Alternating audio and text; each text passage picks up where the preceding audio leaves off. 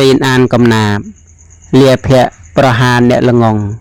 ធ្វើស្រែខែលិចកំតិចឆ្នាំងបាយដាំពូជមហន្តរាយផ្សព្វផ្សាយអធរ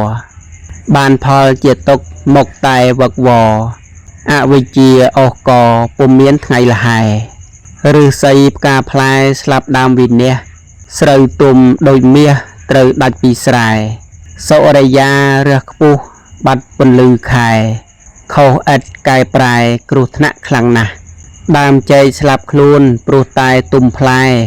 កូនភ្លេចឪម៉ែព្រោះតណ្ហាក្រាស់សង់បងវិន័យព្រោះតែឥតខ្មាស់ទ្របប្រហាម្ចាស់ព្រោះឥតបញ្ញាលាភៈតែងតាក់ទម្លាក់មនុស្សល្ងងលៀបទាញលិចលងបាត់បង់អាត្មាលៀបចូលដល់ហើយឥតចេះរក្សាលៀបញឹមសោកាព្រោះឥតគំនិតកាលនៅក្រទួលគិតខ្វល់ខំរោគអំពើស្មោកគ្រោកពុំបានប្រព្រឹត្តលុះដល់មានលុយនាំបាយគំនិតចំអធัวពិតលៀបមិត្តអបាយបើមិនប្រយ័ត្នលៀបចាត់តាំងប្រើគិតថាគ្រាន់បើត្បិតមានប្រាក់ចាយភ្លើតភ្លឿនមួយផ្លេតគិតថាសប្បាយរួងទុកវែងឆ្ងាយពុំងាយរួចឡើយនិពន្ធដោយឧបាសកគុយសធនសៀវភៅជំនួយសតិភាគទី5ទំព័រ256គ្មានអ្វីក្រៅពីលោភៈឈើម្លប់ត្រជាក់តាក់អ្នកដំណើរគ្រូល្អប្រសើរតាក់អ្នកសិក្សាប៊ីវត្តយុស័កតាក់អ្នករាជការ